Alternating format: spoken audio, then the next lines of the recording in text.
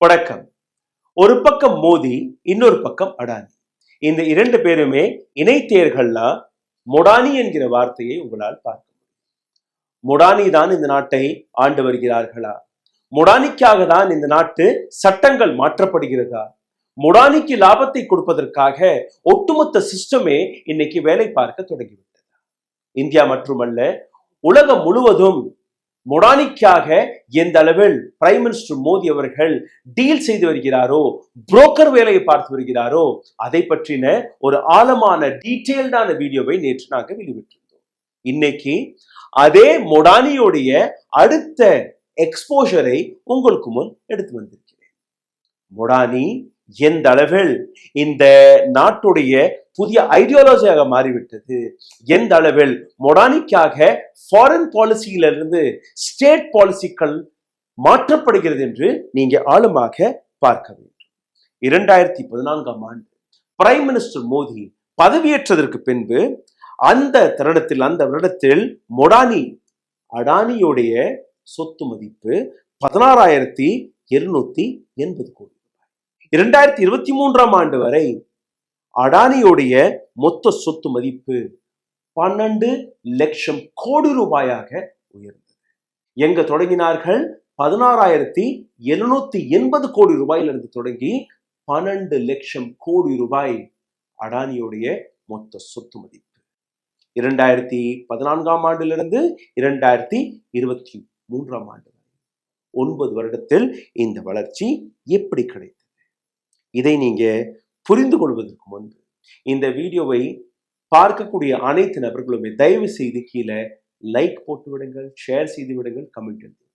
இதனால் இந்த ஊடகத்தை எந்த அளவில் டார்கெட் செய்து வருகிறார்களோ அவர்களுக்கு நாம் அனைவருமே ஒன்றாக பதில் கொடுக்க முடியும். எங்களுடைய வீடியோக்கள் எந்த அளவில் வியூஸ்களை முடக்கி வருகிறார்கள், இது போன்ற உண்மைகளை உங்களிடம் வந்து சேராதபடி சதி செய்து வருகிறார்கள் என்று உங்களுக்கு புரிந்திருக்கும். ஆகையால் நீங்க இந்த வேலையை செய்வீர்கள் என்று நான் நம்புகிறேன். பிரைம் மினிஸ்டர் மோடியோடைய மிக செல்ல பிள்ளையான, மிக நெருக்கமான நண்பரான அடானி அவர்களுடைய சொத்து மதிப்பு முக்கியமாக 2017ஆம் ஆண்டிலிருந்து தொடங்கி 2022ஆம் ஆண்டு வரை 14 மடங்கு, ஒரு மடங்கு 2 மடங்கு அல்ல, 16 மடங்கு அதிகரித்தது. 106வது இடத்தில் 2017ஆம் ஆண்டில் இருந்தார் உலக பணக்கார பட்டியலில். 2022ஆம் ஆண்டு வருவதற்குள் 16வது இடத்தை பிடித்துவிட்டார். 2022 கடைசி வரை, அதாவது டிசம்பர் மாதத்தில் நீங்க பார்த்தீர்கள்னா உலக பணக்கார பட்டியலில் 2வது இடம் அடானி. 2, 3 அப்படியே மேல கீழே போயிட்டு இருக்கும். ஹிண்டன்பர்க் ரிப்போர்ட் வந்தது, அதற்கு பின்பு நேர சரிகிறார். இப்ப மீண்டும் அடானியோடைய அந்த வளர்ச்சி திரும்பி வந்து விட்டது வெறும் 10-11 மாதத்திற்குள். மொடானி மாடலை பற்றி நாம் இன்னைக்கு ரொம்பவே ஆழமாக பார்க்க போகிறோம். எந்த அளவில் இந்த நாட்டில் இருக்கக்கூடிய பாலிசிஸ், இந்த நாட்டில் எங்கெல்லாம் பிஜேபியோட அரசாங்கங்கள் இருக்கிறதோ அவர்கள் எப்படி அடானிக்கு ஃபேவராக பாலிசிஸ்களை மற்றும் மாற்றுவதல்ல, எப்படி அந்த கான்ட்ராக்ட் அடானிக்கு போய் சேர வேண்டும் என்கிற அனைத்து வேலையுமே இவர்கள் பார்க்க தொடங்கிவிட்டார்கள். உதாரணத்திற்கு ரிப்போர்ட்டர்ஸ் கலெக்டிவ் வெளிவிட்ட ஒரு ரிப்போர்ட்டை நான் உங்களுக்கு முன்பு எடுத்து வைக்க போகிறேன். இந்த நாட்டில் இருக்கக்கூடிய ஒரு பிரதானமான இன்வெஸ்டிகேட்டிவ் ஜேர்னலிசத்தில் இருக்கக்கூடிய இந்த இணையதளம், இவர்களுடைய ரிப்போர்ட்ஸ் எல்லாம் நீங்க பார்த்தீர்கள்னா ரொம்பவே ஆழமாக இருக்கும். ரொம்பவே கஷ்டப்பட்டு அரசாங்கத்துடைய டாக்குமெண்ட்ஸ்களை அலசி இந்த ரிப்போர்ட்களை இவர்கள் தயாரித்திருக்கிறார்கள். மகாராஷ்டிரா மற்றும் ராஜஸ்தான் 2 வெவ்வேறு மாநிலங்கள். 2 மாநிலங்களுக்கும் தேவைப்படக்கூடிய வெவ்வேறு தேவைகள், வெவ்வேறு ஜியோகிராபிக்கல் லொகேஷனில் இருக்கக்கூடிய மாநிலங்கள். ஒரு மாநிலம் இந்த புறம் இருக்கிறது, ஒரு மாநிலம் அந்த புறம் இருக்கிறது. 2 மாநிலங்களில் இருக்கக்கூடிய மக்களுடைய தேவைகள் அனைத்துமே சரியாக இருந்தால் கூட எப்படி ஒரே முறையான கான்ட்ராக்ட், ஒரே முறையான டெண்டர், ஒரே முறையான பாலிசிஸ் கொண்டு வரப்படுகிறது? இதை நீங்க பார்த்தீர்கள்னா இந்த 2 மாநிலங்களுக்குமே தேவைப்படக்கூடிய மின்சாரம், அதற்கான ஒரு கான்ட்ராக்டை வெளியிடுகிறார்கள், டெண்டரை வெளியிடுகிறார்கள். இந்த டெண்டர் 25 ஆண்டுகளுக்கு இந்த 2 மாநிலங்களிலும், அதாவது ராஜஸ்தான் மற்றும் மகாராஷ்டிரா 2 மாநிலங்களுக்குமே மின்சாரத்தை யார் சப்ளை செய்ய போகிறார் என்றால் அது அடானி அவர்கள் செய்ய போகிறார். அந்த டெண்டர் ஏற்கனவே ஒரு மாநிலம் கொடுத்து விட்டது, அடுத்த மாநிலம் கொடுக்க போவதாக அனைத்து பேப்பர் ஒர்க்குமே இவர்கள் தயாரித்து விட்டார்கள். அதுதான் இந்த ரிப்போர்ட் எடுத்துக்காட்டுகிறது. Rajasthan Urja Vikas and IT service limited RUVITL இவர்கள் ஒரு இனிஷியேட்டிவை வெளியிடுகிறார்கள். என்ன இனிஷியேட்டிவ்?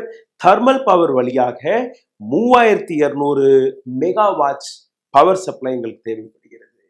8000 மெகாவாட்ஸ் சோலார் பவர் வழியாக எங்களுக்கு தேவைப்படுகிறது. 2 வெவ்வேறு கான்ட்ராக்ட்ஸ்கள். இதே போன்று நீங்க பார்த்தீர்கள்னா Maharashtra State Electricity Distribution Company Limited MSEDCL என்கிற இந்த கம்பெனி அரசாங்க ஒரு கம்பெனி. இவர்களுக்கு தேவைப்படக்கூடிய மின்சாரம் 1600 மெகாவாட்ஸ் தர்மல் பவர் வழியாகவும் 5000 மெகாவாட்ஸ் மின்சாரம் சோலார் பவர் வழியாக எங்களுக்கு தேவை என்று அவர்கள் இந்த டெண்டரை வெளியிடுகிறார்கள். நான் காட்டக்கூடிய இந்த டாக்குமெண்ட்ஸ்களை நீங்க பார்த்தீர்கள், உங்களுக்கு புரிய வரும். எப்படி ராஜஸ்தானுக்கு அவர்கள் கோட் செய்திருக்கிறார்களோ அதே போன்ற கோட் தான் மகாராஷ்டிராவிற்கு. எப்படி மகாராஷ்டிராவிற்கு ஒரு கோட்டை தயாரித்திருக்கிறார்களோ அதே போன்ற தேவைதான் ராஜஸ்தானிற்கும் இவர்கள் கொடுத்திருக்கிறார்கள். இந்த ஒட்டுமொத்த விவகாரத்தை நீங்க பார்க்கும்போது the term in tender by Rajasthan and Maharashtra which has identical criteria ஒரே முறையான criteria வெவ்வேறு மாநிலங்கள் are tailored to match Adani Group's operations and group plan. எப்படி அந்த டெண்டரை இவர்கள் அறிவித்திருக்கிறார்கள் என்றால் எந்த டெண்டர் அடானிக்கு பொருத்தமாக இருக்கிறதோ, அடானி நிறுவனத்திற்கு பொருத்தமாக இருக்கிறதோ, அடானி பவருக்கு பொருத்தமாக இருக்கிறதோ அதே போன்ற டெண்டரை மட்டும்தான் நீங்க கொடுக்க வேண்டும், வெளிக்காட்ட வேண்டும் என்கிற அந்த பிளான். இந்த திட்டப்படி 25 ஆண்டுகளுக்கான அந்த கான்ட்ராக்ட் அடானி குரூப்பிற்கு கிடைத்திருக்கிறது. மகாராஷ்டிரா மற்றும் ராஜஸ்தான் ஒரு குவிக் சக்சஷன் எப்படி அடானிக்கு கிடைத்தது நீங்க பார்த்தீர்கள்னா அடானி குரூப்பிற்கு இந்த டெண்டர் போய் சேர வேண்டும் என்கிற அந்த காரணத்தை வைத்து இதற்கு முன்பு நீங்க பார்த்தீர்கள்னா சோலார் பவர் அதற்கான ப்ராஜெக்ட் அதற்கான டெண்டர் தனியாக இருக்கும். தர்மல் பவர் அதற்கான பவர் ப்ரொடியூசர் அதற்கான பவர் ஜெனரேஷன் அதற்கான கான்ட்ராக்ட் டெண்டர் தனியாக இருக்கும். ஆனால் அடானிக்கு லாபத்தை கொடுப்பதற்காக இவர்கள் செய்த காரியத்தை நீங்க பார்த்தீர்கள்னா யாரிடம் சோலார் பவர் மற்றும் தர்மல் பவர் இரண்டுமே ஒரே கம்பெனி தயாரிக்கிறதோ அந்த கம்பெனி மட்டும்தான் இந்த டெண்டரில் இந்த பெட்டிங்கில் களமிறக்க முடியும். அப்ப இதுல இருந்து நீங்க பாருங்க, சின்ன சின்ன கம்பெனிகள் வைத்திருக்கக்கூடிய பவர் செக்டரில் வேலை பார்க்கக்கூடிய பல்வேறு பிளேயர்ஸ் அவர்கள் ஒரே மூச்சில் வெளிப்போய்விட்டார்கள். ஒரு சில பேர் சோலார் பவரில் வேலை பார்ப்பார்கள், ஒரு சில பேர் தர்மல் பவரில் வேலை பார்ப்பார்கள், ஒரு சில பேர் விண்ட் எனர்ஜியை வைத்திருப்பார்கள், ஒரு சில பேர் அந்த கோல் எனர்ஜியை வைத்து எனர்ஜி தயாரிக்கக்கூடிய வேலை பார்ப்பார்கள். அதாவது ஒரு மின்சாரத்தை தயாரிக்கக்கூடிய ஏரியாக்களை வெவ்வேறாக இருக்கிறது. உங்களுக்கு தேவைப்படக்கூடிய மின்சாரம் எந்த வழியில் வரணுமோ அதற்கான காம்படிட்டர்ஸ் நிறைய பேர் இருப்பார்கள். ஆனால் அந்த காம்படிட்டரை குறைப்பதற்காக அந்த காம்படிஷன் இருக்கக்கூடாது. அடானிக்கு முன்பு அடானி மட்டும்தான் இந்த பிடிங்கில் கலந்து கொள்ள வேண்டும் என்கிற ஒரு முடிவை எடுத்து பிஜேபி ஆளக்கூடிய ராஜஸ்தான் பிஜேபி ஆளக்கூடிய மகாராஷ்டிரா 2 பேருமே அடானிக்கு சாதகமாக இருக்கக்கூடிய ஒரு திட்டத்தை தீட்டுவதற்காக 2 செக்டரில் யார் இருக்கிறாரோ அவர்தான் இந்த பிட்டிங்கில் கலந்து. அந்த மாதிரி 90% காம்படிஷனை அளித்து விட்டார்கள். அடுத்தபடியாக ஒரு சில பேர் தான் இருப்பார்கள் அவருக்கு ஈடு கொடுக்கும்படி டெண்டர் கொடுக்கும்படி. பட் இந்த இடத்துல அரசாங்கம் யாரோட? பிரைம் மினிஸ்டர் மோடியோடைய நண்பரை எதிர்த்து ஒரு அரசாங்கம் ஒரு சீஃப் மினிஸ்டர் கையெழுத்து போட முடியுமா? போட முடியாது. ராஜஸ்தானிற்கு தேவைப்படக்கூடிய மின்சாரம் மொத்தம் 11,200 மெகாவாட்ஸ். இதில் 8000 மெகாவாட்ஸ் சோலார் வழியாக, மீதம் இருக்கக்கூடிய மின்சாரம் கோல் வழியாக கரி வழியாக அவர்களுக்கு தேவைப்படுகிறது. இந்த இடத்தில் அடானி குரூப்பிற்கு என்னெல்லாம் அவர்களிடம் இருக்கிறது? கோல் மைன்ஸ் அடானி இருக்கிறது. அவர்களுக்கு ஏற்கனவே தயாரித்து விட்டார்கள். அடுத்த ஒரு டாக்குமெண்ட் உங்களுக்கு நான் எடுத்து காட்டுகிறேன். இந்த டாக்குமெண்ட்டை நீங்க பார்த்தீர்கள்னா 2 இடத்துலையுமே ஒரே முறையான காகிதம், ஒரே முறையான அந்த ஸ்கிரீன்ஷாட்ஸை வைத்திருக்கிறார். இது எல்லாமே அரசாங்கத்தோட டாக்குமெண்ட்ஸ், வீட்டில் தயாரித்து கொண்டு வந்து காப்பி பேஸ்ட் பண்ணி வைக்கவில்லை. அடானி குரூப் சப்மிட் செய்த டாக்குமெண்ட் ராஜஸ்தான் மற்றும் மகாராஷ்டிராவிற்கு. அடானி குரூப் மகாராஷ்டிராவில் பவர் சப்ளைக்கான கான்ட்ராக்டை ஏற்கனவே அவருக்கு கிடைத்து விட்டது. Was the largest award of solar capacity made globally. உலகத்தில் சோலார் கெப்பாசிட்டி இதற்கு மேல யாருமே கொடுக்கவில்லை. அந்த அளவில் அவருக்கு அந்த ப்ராஜெக்ட் கிடைத்திருக்கிறது. அடானி குரூப்புடைய பிளான் பவர் ஜெனரேஷன் எப்படி மகாராஷ்டிராவில் அவர்கள் கொடுத்தார்களோ, இப்ப ராஜஸ்தான்ல இந்த டெண்டர் இன்னும் பாஸ் செய்யவில்லை, இன்னும் இந்த பிடிங் ப்ராசஸ் கூட வரவில்லை. இந்த மாதிரி தேவை என்று மட்டும்தான் கூறியிருக்கிறார்கள். அந்த தேவை என்கிற இடத்திலேயே அடானி குரூப் தன்னுடைய பேப்பரை அனுப்பிவிட்டார்கள். தேவை மட்டும்தான், இன்னும் பிடிங் ப்ராசஸ் ஆரம்பிக்கவில்லை. மகாராஷ்டிராவில் எந்த பேப்பர்ஸ்களை அவர்கள் சப்மிட் செய்தார்களோ அதே பேப்பர்ஸை வெறும் மகாராஷ்டிராவை அளித்து ராஜஸ்தானாக மாற்றி விட்டார்கள். அதை அனுப்பியும் விட்டார்கள். அப்போ யாருக்கு இந்த கான்ட்ராக்ட் போய் சேரும்? அடானி குரூப்பிற்கு போய் சேரும். அடானி குரூப்பிற்கு எப்படி சொப்னம் வருகிறதா, இல்லை யாரோ போன் போட்டு ஐயா ராஜஸ்தான்ல தேவை இருக்கிறது போய் கொடுத்துருங்கன்னு சொல்வார்களா என்று நீங்களே புரிந்து கொள்ளுங்கள். ஸ்மால் பிளேயர்ஸ்களை அழித்து, சின்ன சின்ன வியாபாரிகளை அழித்து எந்த அளவில் இந்த கான்ட்ராக்ட் கொடுக்கப்பட்டது, இதற்கான இன்னொரு விஷயத்தை எடுத்து வைக்கிறேன். மீதம் இருக்கக்கூடிய ஒரு சில காம்படிட்டர்ஸ், அடானிக்கு ஈடாக எங்களிடம் சோலாரும் இருக்கிறது, தர்மலும் இருக்கிறது, நாங்க இந்த பிடிங்கில் கலந்து கொள்கிறோம் என்று கூறக்கூடிய அந்த நபர்கள் அரசாங்கத்திற்கு பர் யூனிட் ₹2.50 லாபத்தை நாங்க கொடுக்கிறோம் என்று கூறியிருக்கிறார். அப்ப யாருக்கு இந்த டெண்டர் போய் சேர்ந்திருக்க முடியும்? அல்ல சேர்ந்திருக்கணும். அடானிக்குரிய வார்த்தை, என்னால இந்த ₹2.50 எல்லாம் கொடுக்க முடியாது, நான் வேணா ₹1 கொடுக்குறேன், வாங்கிக்கோங்க. அதை வாங்கி அவருக்கே அந்த டெண்டரையும் கொடுத்திருக்கிறார். அடுத்த கம்பெனி உங்களுக்கு 2 மடங்கு லாபத்தை தேடி கொடுக்க போகிறது, உங்களுக்கு நாங்க கொடுக்க மாட்டோம், நீங்க பிரைம் மினிஸ்டர் மோடியுடைய நண்பர் கிடையாது என்று கூறி. சரி, இதுல இன்னொரு விஷயத்தை நீங்க பார்த்தீர்கள்னா 2014ஆம் ஆண்டு கோல் ஸ்கேமிற்கு பின்பு சுப்ரீம் கோர்ட் ஆஃப் இந்தியா வெளிவிட்ட ஒரு வேர்டிக்டை நான் உங்களுக்கு எடுத்துக்காட்ட ஆசைப்படுகிறேன். ரொம்ப தெளிவாக சுப்ரீம் கோர்ட் எடுத்து வைத்த விஷயம், the government should ensure maximum competition to arrive at the best possible price for any asset that's being produced or auctioned. Competition, போட்டி, ஒரு மிகப்பெரிய அளவில் எந்த பிடிங்காக இருந்தாலும், ஒரு விஷயத்தை நீங்க ப்ரொடியூஸ் செய்வதாக இருக்கட்டும், எதுவாக இருந்தாலுமே காம்படிஷன் அதிகமாக இருந்தால் மட்டும்தான் அந்த பொருளுக்கான விலையை குறைக்க முடியும். இப்ப மின்சாரத்தை பாருங்கள், இங்க மொனோபொலி ஆகிவிட்டது. நீங்க என்ன ₹2000 லாபத்தை கொடுக்குறீங்க, நான் ₹1 தான் கொடுக்குறேன். என்ன சின்ன சின்ன பிளேயர் எல்லாம் நீங்க வச்சு இந்த காம்படிஷன்ல கலந்து கொள்ள சொல்றீர்கள், இந்த பிட்டிங்கில் கலந்து கொள்ள சொல்கிறீர்கள், அவங்களால தூக்குங்க, அவர்கள்லாம் அழிச்சு போகட்டும். அடுத்த 2 வருஷமோ 3 வருஷமோ அதற்கு மேல அவர்களால் தாங்க முடியாது.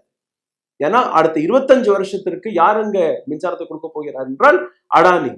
அப்படி தேவைப்பட்டால் யாருக்கு நீங்க விற்க முடியும்? அடானிக்கு தான் விற்க முடியும், அரசாங்கத்திற்கு நீங்க விற்க முடியாது. அப்போ ஒரு 100 பேர் ஒரு பிடிங்கில் கலந்து கொண்டு இல்ல நான் இதற்கும் குறைவாக மின்சாரத்தை கொடுக்க முடியும் என்று கூறும்போதுதான் உங்களுடைய பில், மின்சார பில் குறைவாக வரும். லாபம் யாருக்கு போய் சேரும்?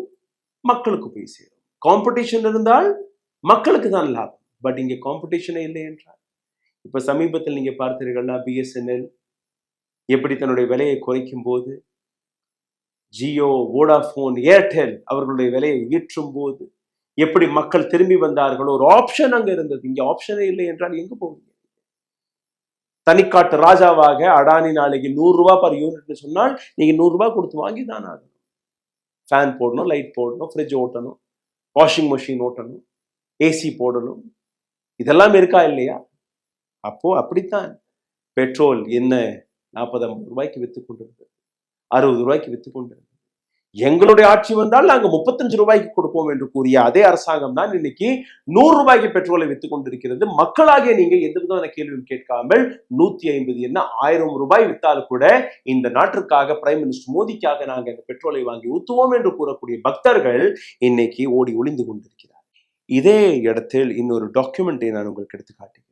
ராஜஸ்தான் மற்றும் மகாராஷ்டிரா அரசாங்கத்துடைய டாக்குமெண்ட், பிடிங் ப்ராசஸ், அதற்கான டாக்குமெண்ட் அப்படியே அச்சசல் வெறும் பேரை மற்றும் மாற்றி அந்த ஒட்டுமொத்த ப்ராசஸையே அனுப்பியிருக்கிறார்கள்.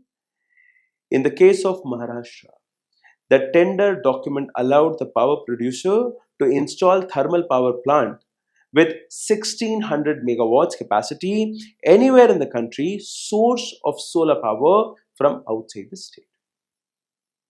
இந்த ரிப்போர்ட்டில் நீங்க பார்த்தீர்கள்னா மகாராஷ்டிராவில் 1600 மெகாவாட்ஸ் தர்மல் பவர் வழியாக இவர்களுக்கு கிடைக்கணும் என்று ஒரு விஷயத்தை எடுத்து வைத்திருக்கிறார்கள். ஆனால் இதே இடத்தில் அடானி குரூப் ஒரு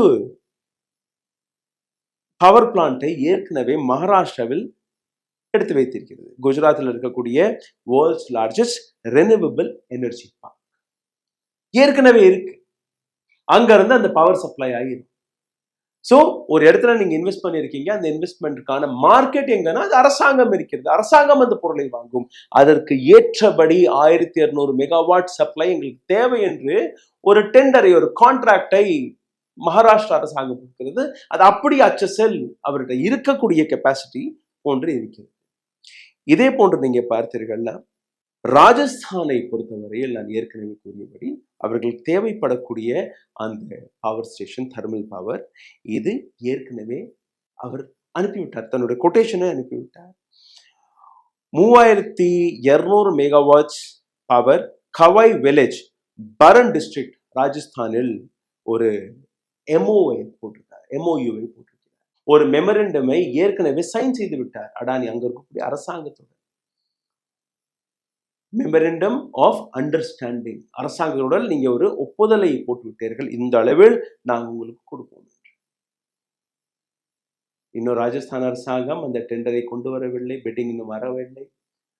ஏற்கனவே நாங்க கையெழுத்து போட்டு முடிச்சு விட்டோம், பேப்பர் எல்லாம் தயாரி. நாளைக்கு யாரு அந்த டெண்டரை கொண்டு வந்தாலுமே அந்த டெண்டர் யாருக்கு போகும்னா நாளைக்கு போகும். எந்த அளவில் இந்த ஊழல் நடந்திருக்கிறது என்று நீங்க பார்த்தீர்கள்னா உங்களுக்கு புரிய வரும். JSW குரூப் அடானிக்கு எதிராக நின்றார்கள். 2 ரூபாய் 50 பைசா நாங்கள் கொடுக்கிறோம் என்று கூறினார், அதிகமாக கொடுக்கிறோம் என்று கூறினார். ஆனால் நீங்க மோடியுடைய நண்பர் கிடையாது, அதனால் நாங்கள் கொடுக்க மாட்டோம். நேற்று போட்ட ஒரு வீடியோவில் நீங்க பார்த்தீர்கள்னா அதை ஒரு சுருக்கமாக நான் எடுத்துக்காட்ட ஆசைப்படுகிறேன். Singapore, Vietnam, Malaysia, Bangladesh, Sri Lanka, Kenya, Tanzania, Israel, 12 நாடுகள். ஆஸ்திரேலியா, வியட்நாம் அது தனி. 12 நாடுகள். பிரைம் மினிஸ்டர் மோடி எப்பெல்லாம் இந்த நாடுகளுக்கு சென்றாரோ, அந்த நாட்டு பிரசிடென்ட் ஒரு பிரைம் மினிஸ்டர் இந்தியாவிற்கு வந்தார்களோ அதற்கு அடுத்த மாதமே அந்த நாட்டில் ஒரு மிகப்பெரிய ப்ராஜெக்ட் அடானி பக்கம் போனது. அது பவர் ப்ராஜெக்டாக இருக்கட்டும், அது ஏர்போர்ட்களாக இருக்கட்டும், அல்ல போர்ட்களாக இருக்கட்டும், கோல் மைன்ஸ்களாக இருக்கட்டும். இப்ப சிந்தித்து பாருங்கள், 16,280 கோடி ரூபாயில் இருந்த அடானி 2014ஆம் ஆண்டு 2023ஆம் ஆண்டு வருவதற்குள் 12 லட்சம் கோடி ரூபாய் இந்தியாவின் 2வது பணக்காரர் இடத்தை பிடித்தார். யார் தயவார்? யார் இந்த வேலையை பார்த்து? பல பேர் கூறுகிறார்கள், சைனாவிற்கு எதிராக நாம் ஒரு மிகப்பெரிய காம்படிஷனை உருவாக்கி வருகிறோம். நிச்சயமாக காம்படிஷன் என்றது petroleum sector, power sector, infrastructure, road and transportation, development, procurement, import export, farming, agriculture, அனைத்திலுமே ப்ரொடக்ஷன், மேனுஃபேக்சரிங், இந்த அனைத்து இடத்திலுமே இந்தியா ஒரு மிகப்பெரிய ஸ்தானத்தை அடைவதற்கான அனைத்து தகுதியுமே வைத்திருக்கக்கூடிய நாடாக இருக்கிறது. இந்த நாட்டில் இருக்கக்கூடிய பாப்புலேஷன் 140 கோடி மக்கள். உலகத்தில் இருக்கக்கூடிய மிக இளமையான பாப்புலேஷன் எங்க என்றால் இந்தியாவில் தான் இருக்கிறார்கள். அப்போ சைனாவை விட 10 மடங்கு அதிகமான ப்ரொடக்ஷனை இந்த நாட்டில் நாம் தயாரிக்க முடியும், அரசாங்கம் நினைத்தால் மட்டும். அரசாங்கம் நாங்க 2 பேருக்கு மட்டும்தான் சப்போர்ட் செய்வோம், மீதம் இருக்கக்கூடிய நபர்கள் அழிந்து போங்க, நாசமாக போங்க, எனக்கு கவலையில் என்று கூறும்போது A for Adani, A for Ambani, இவர்களுக்கு மட்டும்தான். முக்கியமாக அடானி. அடானி இல்லை என்றால் தான் அம்பானி. அப்போ அந்த காம்படிஷனை நீங்க அழிக்கக்கூடிய வேலையை பார்த்திருக்கிறீர்கள். எந்த ஏர்போர்ட் பில்டிங்கில் 1000 பேர் வர வேண்டுமோ அந்த இடத்தில் ஒரே நபர். எந்த கோல் மைனிங் பில்டிங்கில் பல 1000 பேர் வந்து அந்த பில்டிங்கில் கலந்து கொள்ள வேண்டுமோ அதில் ஒரே நபர். இது போன்ற இம்போர்ட் எக்ஸ்போர்ட் போன்ற விஷயங்களில், பவர் செக்டர், போர்ட், இது போன்ற பல்வேறு விஷயங்களில், ப்ரொக்யூர்மெண்ட், ஃபார்மிங், இந்த நாட்டிற்கு சொந்தமான food corporation of India FCI, prime minister Modi அரசாங்கம் வந்ததற்கு பின் உங்க வீட்டில் வரக்கூடிய ராஷன் எல்லாம் அவர்கள் தான் ப்ரொக்யூர் செய்வார்கள். விவசாயிகளிடம் போய் அரிசி, கோதுமை இதெல்லாம் அவர்கள் தான் வாங்குவார்கள். அதுக்கப்புறம் தான் உங்களுடைய ராஷனிங் லைனில் அது வரும். அந்த ப்ரொக்யூர்மெண்ட் அவர்களுடைய நாட்டுடைய சொத்து, நாட்டுடைய இடத்தில் ஆங்காங்கே கான்ட்ராக்ட் போட்டு எல்லாத்தையுமே அடானி கையில் கொடுத்து விட்டார்கள். இன்னைக்கு FCI 4.5 லட்சம் கோடி ரூபாய் கடனில் இருக்கிறது. லாபம் எங்க போனது? இதே அடானி குரூப். சிந்தித்து பாருங்கள். பிரைம் மினிஸ்டர் மோடி யாருக்காக வேலை பார்க்கிறார்? நாட்டிற்காக, உங்களுக்காக அல்ல, அடானிக்காக. நன்றி, வணக்கம். ஊடகம் கார்ப்பரேட் அரசியல்வாதிகளின் கைப்பாவையாக, அடிமைகளாக இருந்தது போதும். இனி சாட்டை எடுத்து சுழற்றும் நேரம் வந்துவிட்டது. ஊடகம் பொதுமக்களாகிய உங்களுக்காக, உங்களாலேயே இயக்கப்பட வேண்டும். ஊடக சுதந்திரத்திற்காக உங்களின் பங்களிப்பை இன்றே அளித்திடுங்கள்.